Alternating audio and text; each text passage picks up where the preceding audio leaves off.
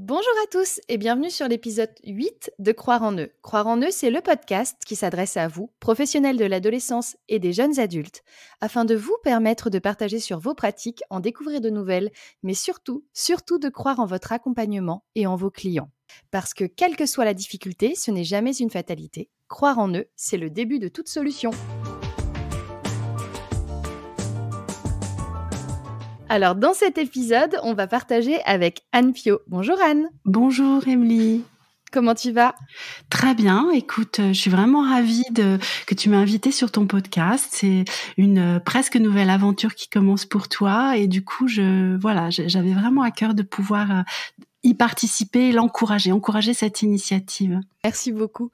Anne, on se connaît parce que j'ai fait appel à toi à une période pour travailler sur mon rapport à l'alimentation et on va parler de ça aujourd'hui dans le rapport à l'alimentation des jeunes. Aujourd'hui, j'ai envie de commencer par te demander qui es-tu ? Vaste question. On a combien de temps pour y répondre ?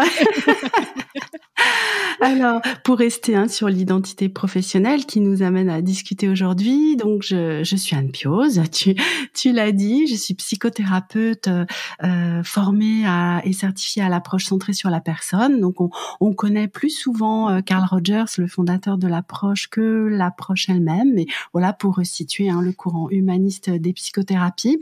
Et moi, j'exerce à la fois en cabinet à Dourdan, dans le sud de l'Essonne, donc nous ne sommes pas trop loin l'une de l'autre, et à la fois en visio depuis 2-3 ans, et puis les divers confinements nous ont encouragés aussi dans cette pratique.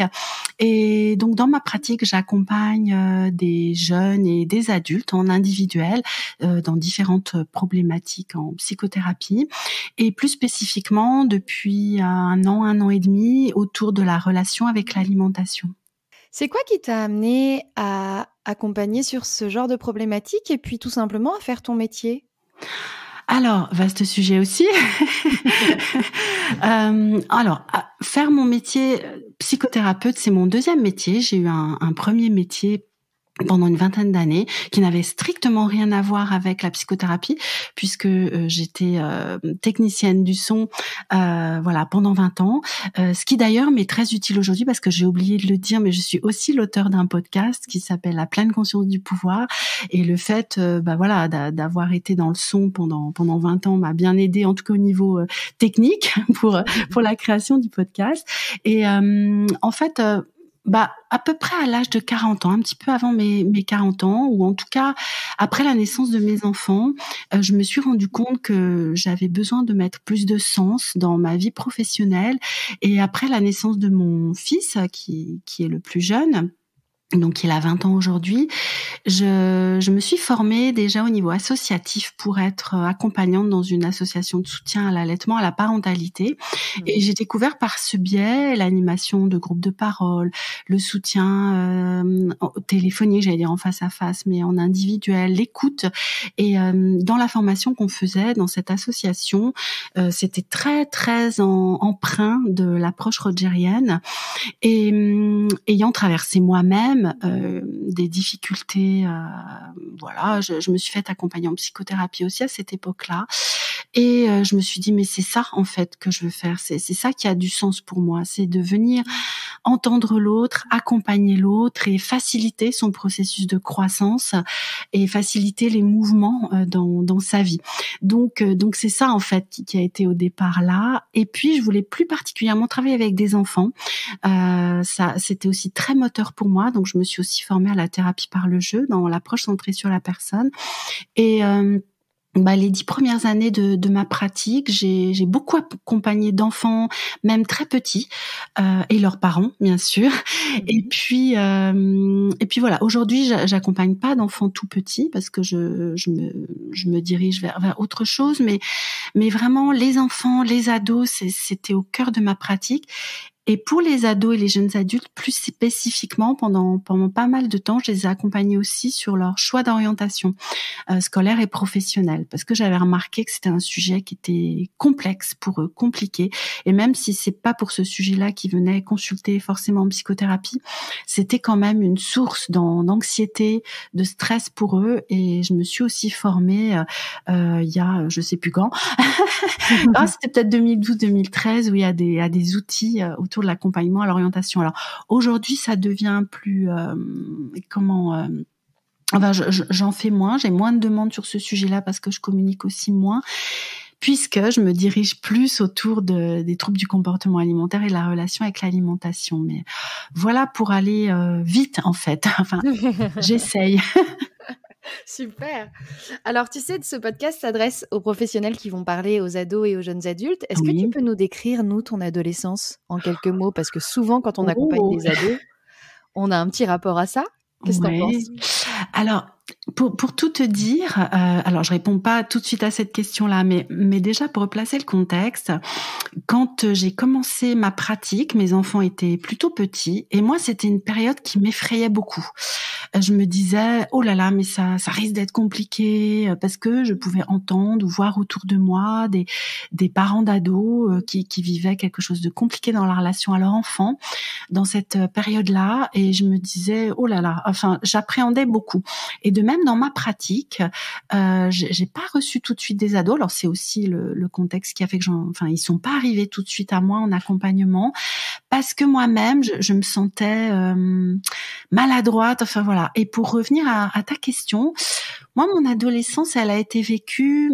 Je crois que ce qui me viendrait le plus, c'est dans pas mal de solitude. J'étais une jeune fille un peu atypique, tant par mes goûts que par mes choix de loisirs. Enfin, j'étais quelqu'un de très dans la tête, tu vois, de très j'écrivais beaucoup, très dans la créativité, par exemple, tu vois, je me souviens très bien quand j'étais en 5e, j'étais fan d'opéra, tu vois, c'était quand même pas banal.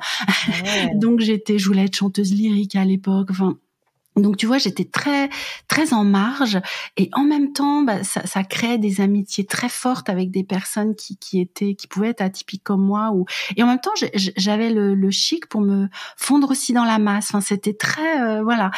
J'ai ces souvenirs-là en même temps de quelque chose d'assez solitaire. Mais alors je reste quelqu'un d'assez introverti, et du coup qui aime me ressourcer dans le silence, dans la solitude. C'est quelque chose qui restait très présent, mais dans cette période où il y a beaucoup d'agitation. Enfin, tu vois, moi, j'allais pas à des fêtes, j'ai jamais pris de drogue. Alors, je fumais parce que j'avais aussi, tu vois, le côté qui veut un peu se rebeller et faire ce que papa et maman auraient pas apprécié. Mais voilà, j'ai pas particulièrement été agitée ou à faire, tu vois, franchir des limites. Ouais. Mais voilà, c'était une période. Ouais, alors c'est loin, parce que je l'ai pas dit, mais j'ai 53 ans aujourd'hui, bientôt. Donc c'est, tu vois, les souvenirs font qu'on peut avoir quelque chose qui se lisse un peu. Ouais. Ça a pas toujours été simple. Et puis j'avais un rapport, pour en revenir au sujet de l'alimentation, un rapport à mon corps et à l'alimentation qui était assez compliqué pendant mon adolescence, sans être tombée dans des pathologies, en tout cas pas diagnostiquées.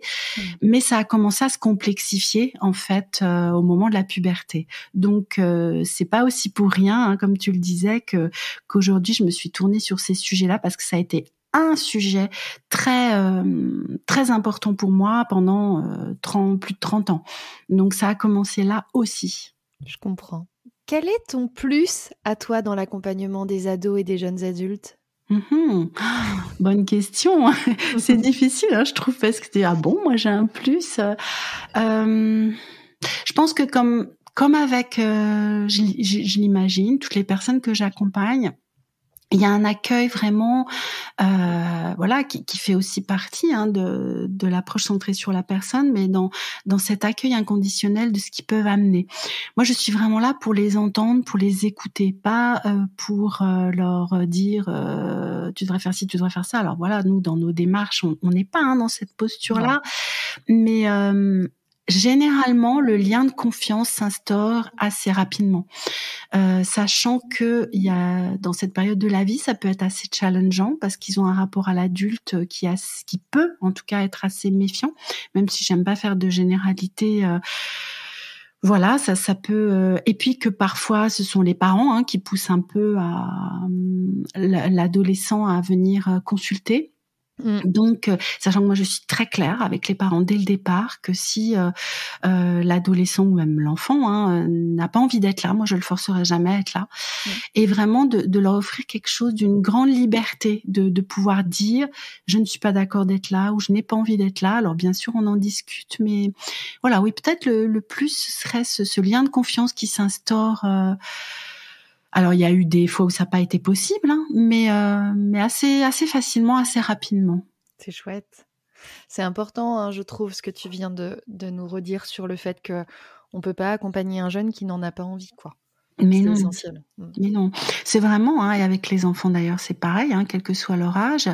Une des premières questions quand on a un entretien téléphonique avec le parent, c'est souvent la maman. Ça arrive que ce soit le papa, mais c'est quand même plus souvent la maman. C'est en avez-vous parlé à votre enfant? Qu'est-ce qu'il en pense? Qu'est-ce qu'il en dit? Et que s'il n'y a pas eu déjà un échange, j'encourage vraiment le parent à en discuter avec l'enfant, de prendre le rendez-vous, pourquoi pas, mais qu'il n'arrive pas comme ça, traîné par le parent. Alors, ça arrive quand même, mais voilà. Et puis aussi, cette liberté que je leur offre, alors pour les adolescents, là, on va dire, et les jeunes adultes, sachant que moi, je fais aussi une distinction entre les majeurs et les mineurs.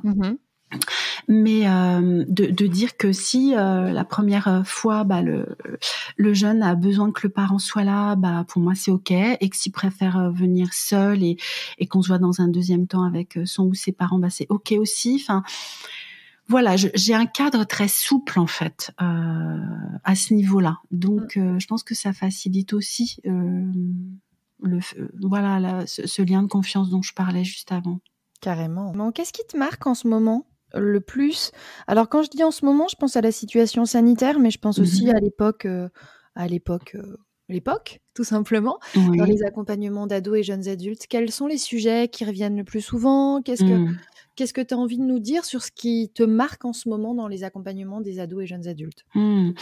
Bien, pour la génération Covid, comme il se nomme et comme nous pouvons la nommer, il y a eu vraiment une grande souffrance dans l'isolement, en fait.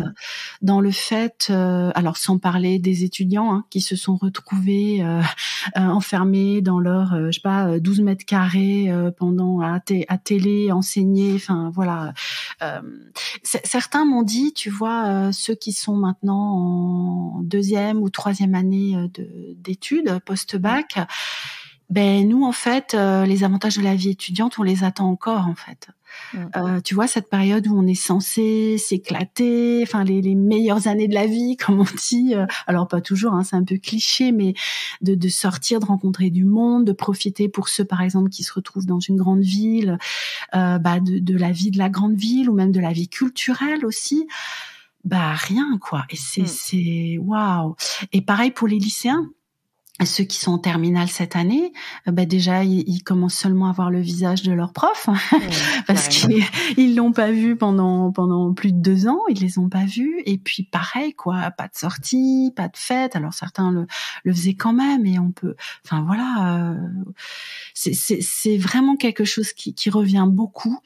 Et aussi, tu vois, j'en discutais avec une jeune là que j'accompagne depuis quelque temps, il y a pas longtemps. Elle disait, et je pense que tu l'entends aussi, mais nous, comment on peut avoir de l'espoir? Comment on peut être optimiste dans cette période à la fois sociétale, conjoncturelle, économique, et puis dans les sujets d'orientation, ça revient très souvent aussi. Mais nous, c'est quoi notre avenir en fait? Enfin, alors évidemment, ceux qui viennent nous voir, c'est qu'il y a un problème. Hein, ceux qui se posent pas de questions, on les voit pas. Hein. Donc attention à ne pas, généraliser à toute une génération. Hein. Il y a aussi beaucoup de jeunes qui vont bien et beaucoup d'ados qui vont bien. Mais pour ceux qui viennent nous voir, il y a vraiment ces sujets-là d'anxiété face à l'avenir.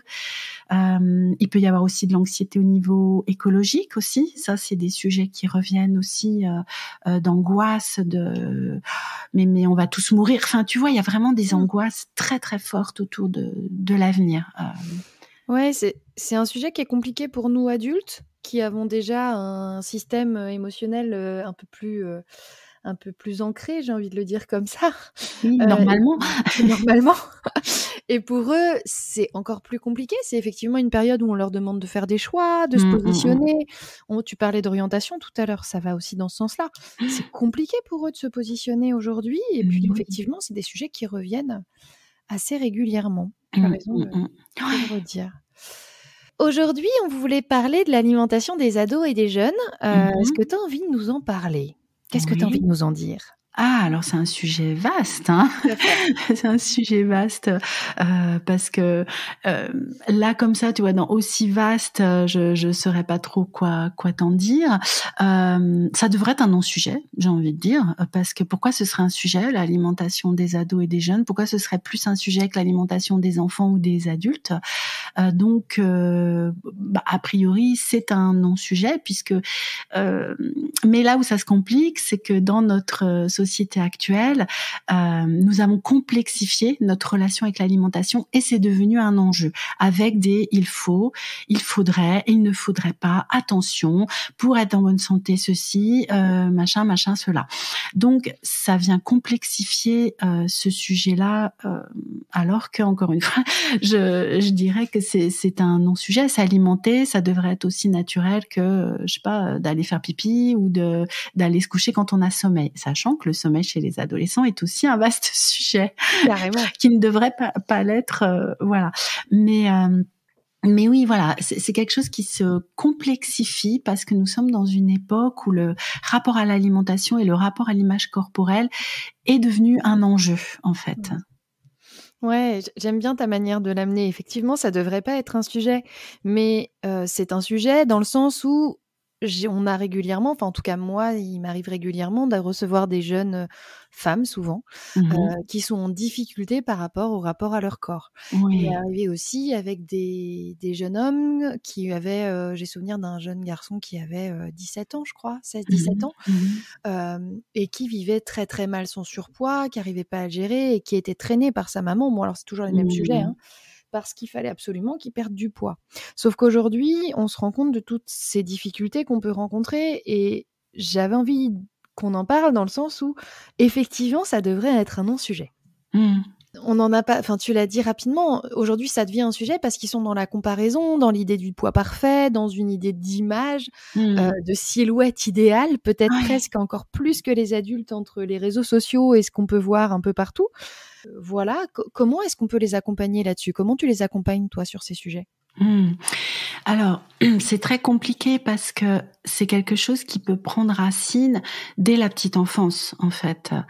Parce que va y avoir des injonctions qui vont commencer à se mettre ou des enjeux dans la famille autour de l'assiette, en fait, dès la petite enfance. Donc, je pensais à toi là parce que je réécoutais ce matin. Alors là, nous enregistrons le podcast fin mars et j'ai enregistré un épisode dans un podcast qui s'appelle Parentalité Clé où là nous avons parlé vraiment de la relation à la nourriture dans la petite enfance et de tous les enjeux déjà en fait qui s'installaient à ce moment-là pour les parents et pour l'enfant autour de cette question-là. Donc quand l'adolescent arrive avec un rapport compliqué à son assiette et à son image corporelle, je trouve que c'est intéressant de revisiter l'histoire, en fait, depuis le début. Comment on parle de l'alimentation dans ta famille, qu'est-ce que tu as vécu dans les interdits, dans les tu ne dois pas, est-ce qu'il y a des aliments qui étaient tabous chez toi, qui sont tabous chez toi, est-ce qu'il y a des tensions autour des repas aussi, comment est le climat dans la famille autour des repas, mais aussi autour de l'image corporelle. Parce qu'il y a quelque chose qui peut s'installer, comme je le disais, très tôt. Et du coup, l'adolescent se retrouvait avec ces injonctions-là. Parce que oui, il y a tout ce qui est... quand ça commence souvent au collège, mais ça peut être déjà à l'école primaire, de la stigmatisation autour des silhouettes différentes, autour de toutes les différences, mais du coup aussi autour des différences corporelles. Donc avec ça peut aller jusqu'au harcèlement pour les enfants gros, en surpoids, ou même juste un peu ronds. Donc, il y a vraiment quelque chose qui a pu s'installer très très tôt. Donc, il y a la stigmatisation du groupe, il y a le phénomène de l'image au niveau des médias que sont les réseaux sociaux, plus particulièrement pour les ados aujourd'hui. Bon, pour nous, c'était les magazines, la télé, voilà, mais ça prenait peut-être moins de place parce que eux sont dans un bain, en fait, d'images peut-être... Alors là-dessus, tu vois, je suis partagée quand même, parce que je pense qu'à mon époque, tu me diras pour la tienne, mais on se dit oui, c'était moins, mais je suis pas sûre quand même. Mais voilà, il y a quand même un enjeu peut-être encore plus grand. Ils sont dans tout ce bain-là, en fait. Donc oui, n'oublions pas qu'il y a ça, mais pas que. Il y a aussi ce qui se passe dans la famille, ce qui se passe à l'école. Donc c'est vraiment un tout... qui peut être très stigmatisant et qui a un âge où on a envie de se modéliser parce qu'à l'adolescence, l'adolescent va construire son identité parce qu'il y a tout un, tu vois, un orage, je sais pas quel mot mettre là-dessus, mais où je ne sais plus qui je suis en fait et il y a vraiment ce phénomène-là de je vais chercher des modèles, je vais construire ma personne en partant de modèles et y compris de modèles physiques du coup. Donc c'est à la fois un passage obligé parce que c'est comme ça, tu me diras si tu es d'accord avec moi, mais que l'ado va construire sa personnalité en se modélisant, en allant chercher tiens, est-ce que ça me convient, est-ce que ça non, j'ai plutôt envie de tiens, ce qu'elle fait c'est plutôt j'aime bien, voilà, il va y avoir toute une construction comme ça, mais du coup aussi avec l'image corporelle et aussi avec le besoin d'appartenance en fait au groupe. Et si je suis, moi je mets les mots cash, mais si je suis la grosse du groupe, comment je me construis, et je peux parler un peu en connaissance de cause, comment je me construis en tant que la grosse du groupe en fait, ou le gros du groupe. Donc il y a des moyens de se faire intégrer, et puis peut y avoir aussi beaucoup de rejet qui est vécu en fait. Ouais, c'est difficile pour eux, effectivement. C'est quelque chose qui revient assez régulièrement, déjà le regard de l'autre pour eux. Et puis après, cette recherche de qui je suis dans mes rapports aux autres et donc du coup, dans mon image vis-à-vis des autres. Et effectivement, comme tu le dis, le rapport aux autres n'est pas toujours facile à ce moment-là. Oui. Et après, moi, je constate aussi, et je ne sais pas si c'est pareil pour toi, que leur petit juge intérieur, si on peut l'appeler comme ça, est encore souvent plus sévère que le regard des autres. Oui, mais oui.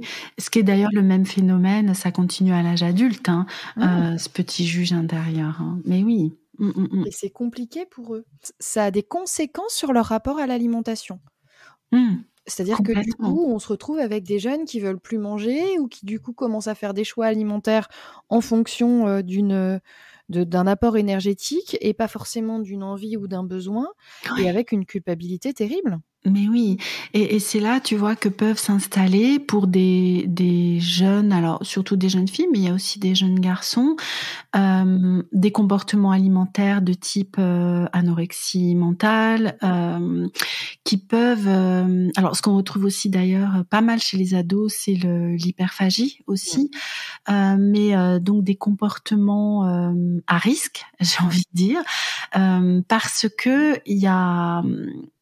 l'idée de perdre du poids qui peut, si les dispositions, entre autres génétiques, sont là, déraper vers une pathologie. Mais bien avant ça, il peut y avoir une relation qui se détériore avec leur alimentation, sans aller jusqu'aux troubles du comportement alimentaire. Hein. Moi, tu sais, je parle beaucoup sous la forme d'un spectre en fait dans ces problématiques-là, hein. Avec au départ la relation troublée avec l'alimentation, et puis à un autre bout du spectre, on va dire, le trouble du comportement alimentaire diagnostiqué en fait, hein, qui est une pathologie à prendre en charge d'une manière pluridisciplinaire. Mais en fait, cette relation-là, oui, pour pouvoir, coller à l'image qu'on attendrait de moi, je vais vouloir éventuellement perdre du poids. Mais pour avoir enregistré beaucoup de témoignages donc sur le podcast, La pleine conscience du pouvoir, c'est un podcast où je propose de nombreux témoignages.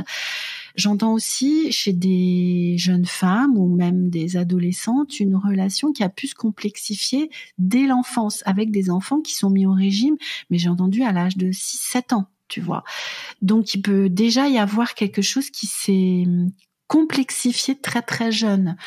Et du coup, à l'adolescence, boum, avec le tsunami dont on parlait juste avant, voilà, ça peut devenir beaucoup plus grave en fait. Oui, puis à l'adolescence, si je peux rajouter, c'est le côté aussi où ils ont faim. On est dans une période où souvent ils mangent un peu plus parce que ça se construit complètement là-dedans, c'est nécessaire pour eux. Et du coup, ça génère des peurs chez les parents aussi.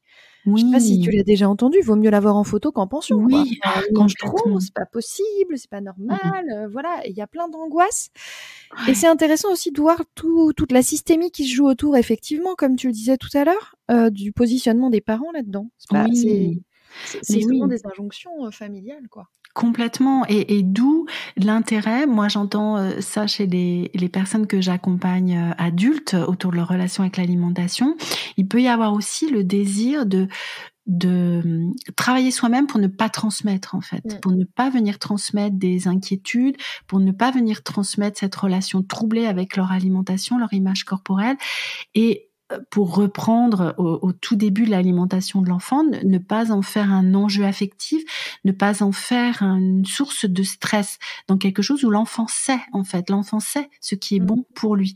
Et tu as raison de rappeler ce fameux moment où, parce que moi j'ai vécu ça avec mon fils, au moment de la puberté, où il était devenu un enfant assez rond en fait, mais fort heureusement, j'étais entourée de professionnels de santé très non alertants et très respectueux de ce processus physiologique, et qui me disaient mais non, vous inquiétez pas, il va grandir, ça va, voilà. Tu sais, comme au moment où les enfants vont marcher, il peut y avoir un bébé assez potelé, et puis hop, il se met debout et tout d'un coup il s'allonge.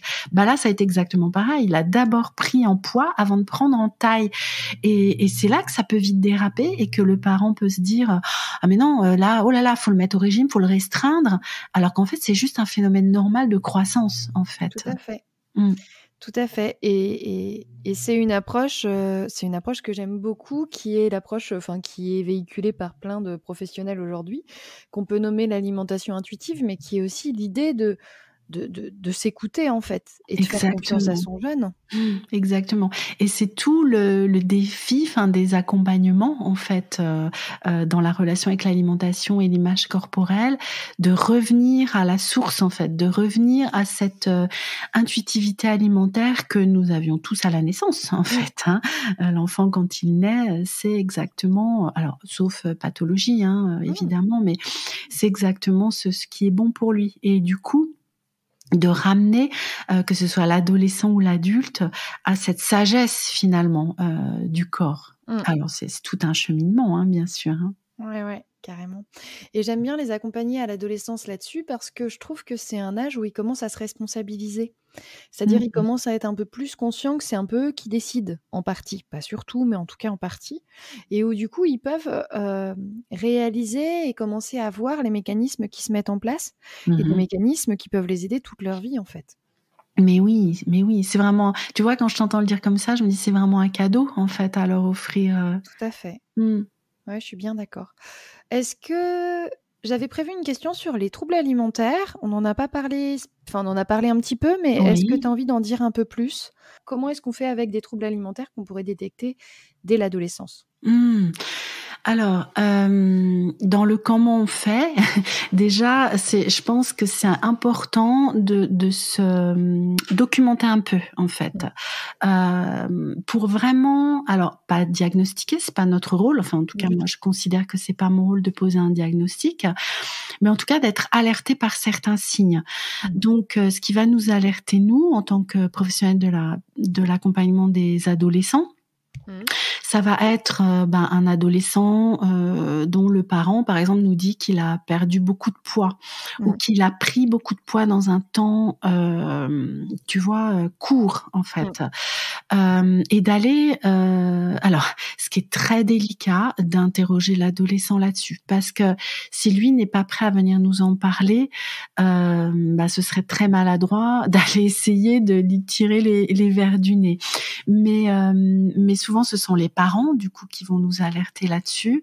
Donc, sur un potentiel diagnostic à poser autour de l'anorexie restrictive, de l'anorexie mentale, où il va y avoir une perte de poids importante et un comportement alimentaire, mais parfois les parents ne s'en rendent pas compte parce que la jeune fille généralement peut très bien cacher ça, en fait. D'ailleurs, je refais un peu de la pub pour mon podcast, mais je vous encourage, j'ai enregistré 2 épisodes avec des adolescentes ou des adultes, en fait, qui expliquent le processus et qui expliquent la façon dont elles arrivaient à leurrer finalement tout le monde avec ce qui se passait. Donc, par rapport à l'anorexie mentale, ce qui va alerter, ça va être la perte de poids. Ce qui est très compliqué, c'est pour tout ce qui concerne la boulimie. La boulimie, ça va être un comportement alimentaire où on va alterner des phases de restriction avec des phases de compulsion. Ce qui fait que si de l'extérieur, on peut ne pas voir, en fait, qu'il y a un problème de comportement alimentaire chez l'adolescent parce que ça ne se voit pas, du coup. Mais nous pouvons être alertés, par des signes au niveau du moral. Enfin, ça va forcément agir, quel que soit le trouble, sur l'état émotionnel et psychologique de l'adolescent. D'un repli sur soi, d'éviter les sorties, par exemple, de s'isoler, d'un comportement plus ou moins dépressif, en fait. Mais ça peut être plus caché pour ce qui concerne la boulimie. Et dans le cas de l'hyperphagie, qui va être un comportement de compulsion, mais de compulsion plus, généralement, il va y avoir une prise de poids, en fait, assez rapide de l'adolescent. Je sais pas si ça répond à ta question. Oui, ça répond à ma question. Oui. Et c'était dans le sens aussi où parfois on détecte, on peut commencer à détecter ça vers l'adolescence au moment où on a les hormones qui jouent, des motivations qui sont un petit peu différentes. Et souvent, ça peut s'arrêter très vite aussi. Mais parfois, ça peut durer plus longtemps. Oui. Parce que le danger, on est d'accord qu'il est dans le fait que ce comportement dure. Oui.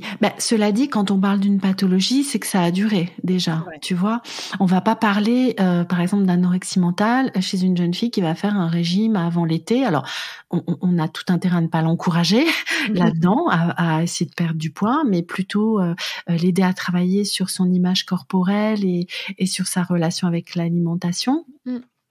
Mais là où on va parler de pathologie, c'est qu'il y a déjà un comportement installé, en fait. Bien sûr. Mais ça peut aller très vite, hein. Ça peut aller très vite. Dans ce que racontent les jeunes filles que j'ai interviewées pour le podcast, en quelques mois, il peut y avoir des chutes du poids, mais dramatiques, en fait.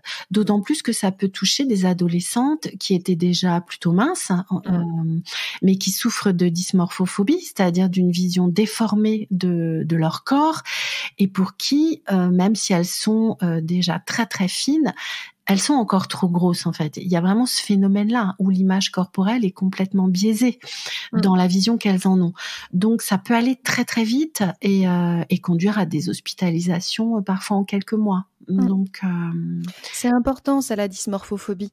Oui. Comment est-ce que en 3 mots, comment est-ce qu'on pourrait les accompagner? Parce que en accompagnement, moi j'en ai rencontré et on est un peu perdu face à ça. c'est des gamines qui sont souvent très jolies et enfin voilà, pas de difficulté aucune, en tout cas de regard extérieur. Tu sais, quand on a ce petit juge qui commence à arriver et on se dit mais non, il n'y a pas de problème.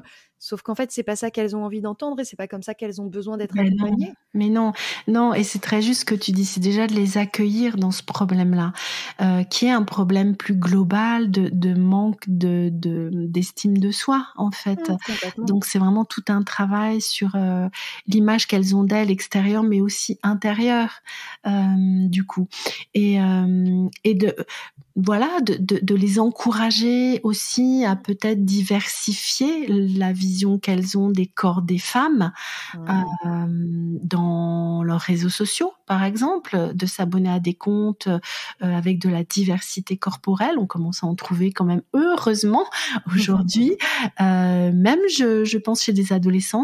Alors, j'ai pas creusé, tiens, d'ailleurs, ça me donne l'idée d'aller creuser, mais je pense qu'on commence aussi, parce que c'est vrai que elles vont s'identifier à des jeunes filles de leur âge, hein, donc de diversifier ça, mais je pense que c'est globalement un travail sur l'image de soi, extérieure, mais aussi intérieure. Et puis ce qu'on remarque souvent chez ces jeunes filles, tu vas me dire si tu remarques ça aussi, c'est un sens du perfectionnisme très très fort, c'est-à-dire qu'elles veulent que tout soit parfait, que ce soit dans leurs études, que ce soit dans leurs relations. Elles pensent ne jamais être à la hauteur d'une manière globale, en fait, et y compris au niveau de leur image corporelle. Donc, elles ne seront jamais assez bien, assez parfaites, avec un ventre assez plat, avec des cuisses. Moi, j'ai souvent entendu, mais alors après, c'est peut-être un biais par rapport aux personnes que j'ai accompagnées, mais une focalisation sur le ventre ou les cuisses, parce que c'est aussi des parties du corps que nous voyons sans nous regarder dans la glace. Donc, nous les avons sous le nez, si je peux dire ça comme ça, à longueur de journée.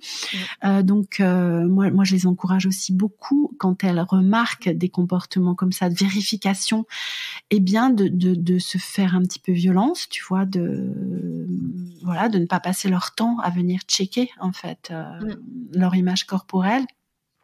Donc voilà, bon, en 2-3 mots, c'est un petit peu un défi là, mais voilà ce qui me vient avec cette question-là. Mais rien que ça, c'est déjà pas mal parce que c'est réalisé qu'on rencontre ça à de nombreuses reprises, que ça crée beaucoup de souffrance, peu importe ce qui se passe en face de nous, et que c'est accompagné tel quel, quoi. Donc c'est chouette. C'est chouette. Merci beaucoup, Anne.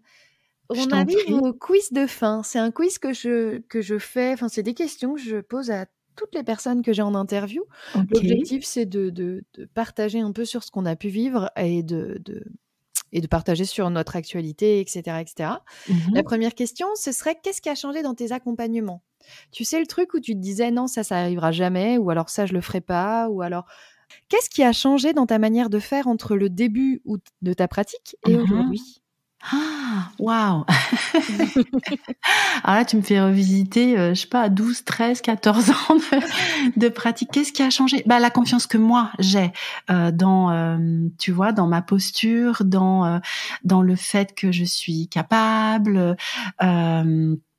Et puis du coup, dans la confiance que je peux laisser à l'autre aussi, d'être lui-même dans son processus et d'être de plus en plus dans l'accueil en fait du processus de l'autre, sans être dans cette tension, tu sais, de est-ce que je vais y arriver, est-ce que non, parce qu'il y a rien. Alors je l'ai pas dit au début de l'accompagnement, au début du podcast, mais je travaille beaucoup avec la pleine conscience et dans l'approche de pleine conscience, nous sommes vraiment dans l'accueil de ce qui est là en fait, sans intention de changer quoi que ce soit. Alors bien sûr, nous avons un objectif ensemble quand nous accompagnons une personne, mais d'être de plus en plus ouverte à accompagner le processus de l'autre en étant confiante que il va se passer quelque chose et on va avancer ensemble, en fait. Et puis, ce qui a changé aussi, c'est que de plus en plus, je me donne l'autorisation de choisir, entre guillemets, les personnes que je souhaite accompagner. Parce qu'il peut y avoir un peu en début de pratique, cette peur de je vais pas avoir de clients, est-ce qu'ils vont venir? Donc j'accueille tout le monde. Mais non, enfin, moi, je suis persuadée que nous ne pouvons pas accompagner tout le monde et accueillir tout le monde. Et de plus en plus, je m'offre cette possibilité de ne plus accompagner tout le monde parce que je pense que je ne suis pas capable déjà d'accompagner tout le monde, mais en plus que je serais d'autant plus dans cette ouverture-là et dans cette facilité d'accompagner l'autre si je sens que voilà, que c'est possible, qu'il y a une connexion entre la personne et moi, en fait. C'est chouette. C'est chouette cette autorisation que tu peux te donner et c'est important de le dire. Je l'ai constaté à plusieurs reprises quand j'ai accompagné des personnes en me disant bon, oui, on les accueille et puis rapidement de se dire ben non, en fait, ce profil-là ou cette problématique-là, c'est pas OK pour moi, j'ai des croyances dessus, je peux pas les accompagner de manière le plus juste possible et le plus j'ai envie de dire inconditionnelle, même si je sais que c'est un peu faussé ce truc-là, mais voilà, en tout cas, ça rentre pas dans ma carte du monde, quoi. Et je suis pas juste, c'est ce terme-là, quoi. C'est chouette de le dire. Ouais. Qu'est-ce que tu as envie de dire à la toi qui débutait? Bah, c'est un petit peu la même chose, c'est la confiance, quoi, que c'est normal au début d'être maladroit aussi, hein. Je sais pas si t'es d'accord avec moi, mais nos premiers clients, ils essuient un peu les plâtres aussi, hein. Et en même temps, alors moi dans ma formation, on nous encourageait à pratiquer juste avant notre certification pour justement faire ce travail d'écriture du mémoire, enfin avec une supervision dès le début de la pratique et qui bien sûr se poursuit tout au long de la pratique, hein.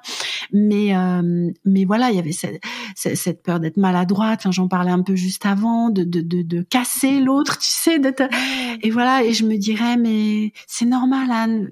Avance pas après pas, tu vas prendre en confiance, ça va devenir de plus en plus fluide. Tu vas, voilà, je pense que comme moi, quand tu entends les retours de nos clients en fin de travail qui sont vraiment de les voir s'épanouir, tu vois, ou pour les enfants et les adolescents de les voir éclore en fait et de les voir reprendre confiance en eux. Bah voilà, c'est confiance. Ce serait ce mot-là, tu vois, que je me dirais. Super. C'est quoi les mauvaises recommandations qu'on entend dans nos métiers? Tu sais, des trucs qu'on nous dit au début de pratique ou peut-être par la suite et qui aujourd'hui te disent ben non, c'est pas OK ça. Ce qui me vient là en premier, c'est par rapport au cadre alors qu'on pose avec nos clients. Moi, je voyais beaucoup autour de moi des personnes qui posaient un cadre par rapport aux séances manquées, tu sais, de prévenir 48 heures à l'avance, sinon la séance était due, ou 24 heures à l'avance, sinon la séance était due. Et donc, moi, je me suis dit, bon, faut faire comme ça, hein, parce que on cherche aussi son propre style. Hein, le propre style, il va se développer au fil des mois, des années. Et je me disais, bon, ok, donc faut faire ça. Donc, hein, mais en fait, j'y arrivais pas, quoi. Ça me parlait pas. C'était impossible pour moi. Je balbutiais, je bafouillais, je n'arrivais pas à poser ce cadre. Et petit à petit, j'ai réussi à trouver celui qui allait me convenir à moi, en fait, qui allait être juste pour moi. Et d'une manière générale, dans ce cadre que nous posons vis-à-vis de nos clients, que ce soit au niveau des horaires, des séances manquées, de la durée des séances, etc., c'est vraiment de pouvoir sentir ce qui va être juste pour nous. Et ça peut être mouvant aussi. Ça peut être à un moment quelque chose qui va nous convenir et puis après ce sera autre chose. Et par exemple au niveau des séances manquées, ce qui me va aujourd'hui, c'est de dire à mes clients, si vous ne pouvez pas être là, vous pouvez me prévenir, même le matin pour le jour même. Du moment que vous me prévenez, c'est ok, je réorganise mon emploi du temps. Mais par contre, si vous ne me prévenez pas du tout et que moi je suis en train de vous attendre, c'est votre temps et pour moi ce sera important que la séance soit réglée parce que sinon c'est pas parce que sinon, mais parce que c'est un temps qui était pour vous. Et ils le comprennent complètement. Et ils le comprennent complètement et ça ne pose pas de souci. Parce que c'est quelque chose qui est juste pour moi, en fait, aujourd'hui. Alors que quand je disais, prévenez-moi 48 heures à l'avance et tout. Mais c'était pas juste pour moi, en fait. Ça n'avait pas de sens. Et aussi, tu vois, alors ça, c'est pas un truc qu'on m'a dit que je suis pas d'accord, mais c'est un truc que j'ai développé pour moi aussi. C'est vraiment, voilà, d'une manière générale, moi, en tant que cliente, qu'est-ce qui est juste pour moi ou pas? Et qu'est-ce que j'apprécie chez le ou les thérapeutes que j'ai rencontrés jusque-là? Et si c'est quelque chose que j'apprécie moi, ça veut dire que ce sera juste aussi que je le modélise pour mes clients. Tu vois, un peu comme l'ado, tiens, j'y reviens, l'ado qui va modéliser, tu vois, en regardant autour de lui ce que font les autres. Et bien dans la construction de mon moi thérapeute, ben j'ai pu comme ça, voilà, modéliser des choses, en laisser certaines et en garder d'autres en fait. Génial. À quel moment dans tes accompagnements tu te dis là c'est au-delà de ce que je peux accompagner ou ça me convient plus ou il faut un avis médical ou il faut qu'on fasse un consensus autour de ce jeune ou de cette personne. C'est quand pour toi? Eh bien, ça va être déjà quand j'ai une alerte sur une éventuelle pathologie. Quand on parlait tout à l'heure d'anorexie mentale ou de boulimie, ou ça peut être de dépression. Bon bah là, je vais aiguiller vers le médecin en fait, traitant de l'enfant dans un premier temps. Alors quelquefois c'est le médecin traitant déjà qui a orienté. Donc pour moi c'est important quand le jeune et ses parents sont d'accord d'avoir un dialogue en fait avec les autres professionnels. Après ça peut être quand il y a des alertes autour d'une neuroatypie également. Donc là, moi c'est pas mon rôle de diagnostiquer ça. Donc quand il y a une ouverture vers le diagnostic, d'orienter vers un professionnel compétent. Ça peut être, on en parlait dans l'idée d'accueillir ou pas tout le monde. Si je sens que le courant passe pas, tu vois, avec une personne, de dire je sens que voilà, on va pas y arriver ensemble, mais il y a le courant ne passe pas, donc peut-être que j'encourage la personne à aller tester d'autres approches ou d'autres personnes et voir si ça peut plus coller. Qu'est-ce que ça pourrait être d'autre? Tout ce qui sort de mon champ de compétences, en fait, tout ce qui sort de mon champ de compétences. Ok. Ou alors, tiens, je te recoupe, mais quand je peux sentir parce que moi je travaille en individuel en fait avec les jeunes. Alors quand l'adolescent et les parents sont demandeurs, on se voit aussi avec les parents, mais je ne fais pas de travail autour de la famille. Donc j'oriente régulièrement vers un thérapeute familial, par exemple, quand je sens que c'est un travail sur le système familial qui est nécessaire en complément ou à la place de ce travail-là. Ouais, c'est important, tout à fait. Ok. S'il y a 3 choses, tu sais, des situations, des données, des vérifications qui sont essentielles pour toi dans l'accompagnement d'un ado, ce serait quoi? Alors, tu m'as déjà parlé du fait qu'il ait envie de venir. Oui, c'est l'essentiel. Est-ce qu'il y a d'autres choses que tu vérifies? Avant de dire oui, tu veux dire? Oui, avant de dire oui ou au cours de l'accompagnement, un truc qui pourrait être bloquant ou en tout cas des choses qui sont essentielles pour toi à vérifier pour accompagner correctement un ado. Alors, il y a effectivement son accord, mais qui peut aussi se construire lors de la première séance. En fait, il se passe beaucoup de choses lors de la première séance, finalement. Parce que très vite, nous allons sentir, lui ou elle et moi, si ça va être possible, si le courant passe, tu vois, j'en reviens à ce que je disais juste avant. Est-ce que je suis la bonne personne, bonne entre guillemets, pour t'accompagner? Donc il y a ça, il y a justement ce qu'on disait juste avant, ce qui peut nous alerter sur une éventuelle pathologie ou quelque chose qui n'est pas de notre ressort ou qui sort de notre champ de compétences. Donc voilà, nous ne sommes pas tout puissants ou toutes puissantes en tant que thérapeute, donc c'est vraiment important. Des problèmes physiologiques, problèmes de santé, tu vois. Quand on parle d'alimentation, ça peut être ok, mais moi il y a besoin d'un bilan sanguin, par exemple. Ce serait important d'aller vérifier au niveau de la physiologie si tout va bien. Qu'est-ce que il y a une chose, alors ça répond pas exactement à cette question, mais il y a une chose que je leur dis très clairement dès le départ. J'insiste beaucoup sur la confidentialité de cet espace-là. Pour moi, c'est valable à tout âge, mais c'est tellement important chez l'adolescent qu'il soit certain qu'on va pas aller parler dans son dos. Donc, pour moi, c'est très clair que rien ne se dira en son absence, que si nous avons des discussions avec ses parents hors de... Et ce que en général, je ne fais pas, à part, quelquefois, quand le parent m'appelle au départ, il m'expose la situation, mais pour moi, c'est important de restituer à l'adolescent ce que je sais de ce que son parent a dit de moi. Donc, une confidentialité vraiment très forte et que s'il y a besoin de discuter de choses avec ses parents, c'est ok, mais pas dans son dos. Mais que par contre, d'autant plus, c'est là qu'il y a une des distinctions avec mineurs et majeurs, si il était amené à me parler d'une situation dans laquelle il était en danger ou qu'il se met en danger ou qu'il met d'autres personnes en danger, la loi m'impose d'aller en parler à un adulte référent. Mais que encore une fois, ça ne se ferait pas sans lui en parler avant, en fait. Et alors, je touche du bois, et c'est ce que je dis jusqu'à aujourd'hui, ça ne m'est jamais arrivé d'avoir à signaler, tu vois, mais comme tout citoyen, en fait, un enfant en danger. Mais voilà, c'est quelque chose de très important pour moi à poser quand nous énonçons le cadre lors de la première séance. Je suis bien d'accord avec ça. C'est important, en fait. Ça permet de mettre de la sécurité partout. Exactement. C'est bien. Ok. Alors maintenant, on arrive à ton actualité. Oui. Qu'est-ce qui se passe pour toi, Anne, en ce moment? Tu nous as parlé du podcast. Alors, il se passe pour moi de plus en plus de propositions autour de l'accompagnement à la relation avec l'alimentation. Il y a donc le podcast où je partage donc des témoignages et puis aussi des concepts autour de l'alimentation intuitive, la pleine conscience et la relation avec l'alimentation d'une manière générale. Donc, on en est dans les 40 et quelques épisodes, je crois, aujourd'hui. Oui, ça fait un petit peu plus d'1 an que le podcast existe depuis début mars 2021. Donc ça, c'est une aventure extraordinaire. Enfin, vraiment, ça me porte beaucoup, cette aventure-là. Et puis, donc, des propositions, alors plutôt en ligne.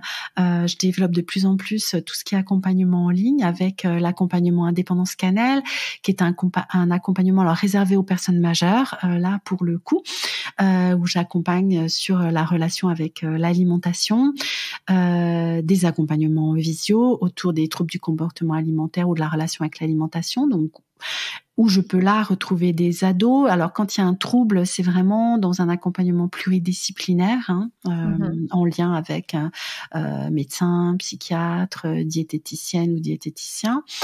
Des groupes de parole aussi, je propose, ça commence à être régulier là, des groupes de parole autour de la relation avec l'alimentation, toujours en visio. Et puis aussi à mon cabinet, bien sûr, en psychothérapie, je commence à recevoir aussi des personnes autour de ces questions-là, sachant que ma pratique reste plus généraliste à mon cabinet. Ok, super. Et moi, je recommande vivement les personnes qui nous écoutent à aller voir ton compte Insta parce qu'il y a plein de données qui sont passionnantes. Ton feed est très joli, j'aime bien aller le voir.